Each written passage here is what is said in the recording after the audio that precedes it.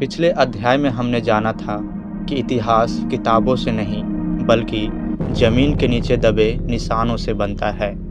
हमने देखा टूटे हुए बर्तन, पत्थर के औजार, नदियों के किनारे बसे लोग और वो सवाल कब, कहाँ, कैसे और क्या। लेकिन एक सवाल अधूरा रह गया था।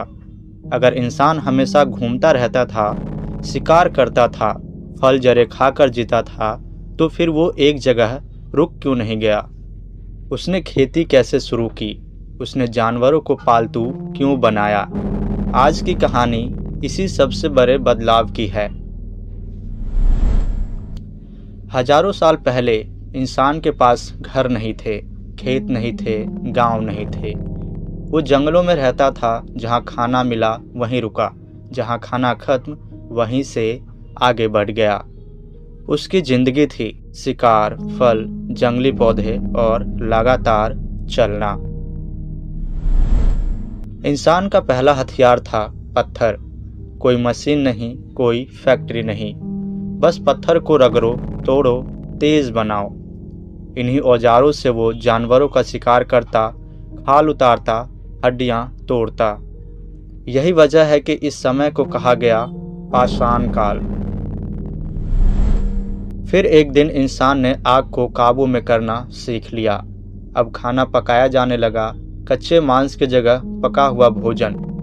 आग से रोशनी मिली, ठंड से बचाव मिला, जंगली जानवरों से सुरक्षा मिली। यहीं से इंसान की जिंदगी थोड़ी आसान होने लगी। कहते हैं इतिहास के सबसे बड़े बदलाव कभी कभी संयोग से होते हैं। इंसान ने देखा जहां उसने बीज गिराया था वहीं कुछ समय बाद एक नया पौधा उग आया। यहीं से सवाल पैदा हुआ, अगर मैं खुद बीज बोऊं तो क्या मैं खुद खाना उगा सकता हूं? और यही सवाल मानव इतिहास की दिशा बदल देता है। अब इंसान ने घूमना कम कर दिया। वो एक जगह रुकने लगा, खेती शुरू की, गेहूं, जौ, चावल उगाए जाने लगे। और जब इंसान रुका तो गांव बने, घर बने, समाज बना। यही था शिकारी से किसान बनने का सफर। खेती के साथ साथ इंसान ने जानवरों को भी अपने पास रखा। भेड़, बकरी, गाय, कुत्ते।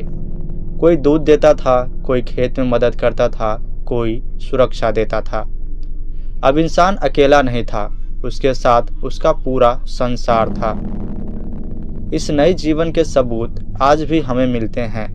अनाज रखने के बर्तन, पत्थर की चक्कियाँ, हड्डियों के औजार और स्थायी घरों के निशान। इतिहासकार इन्हीं से समझते हैं इंसान कैसे बदला। जब खेती आई तो समय बदला, काम बंटने लगे।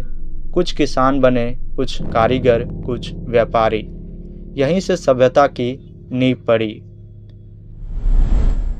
आज हमने देखा कि इंसान कैसे जंगल से खेत तक पहुंचा, लेकिन कहानी यही खत्म नहीं होती।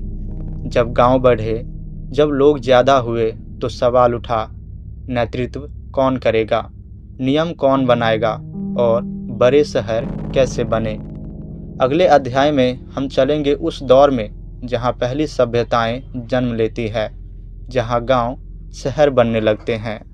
तो मिलते हैं अगले अध्याय में। तब तक के लिए धन्यवाद।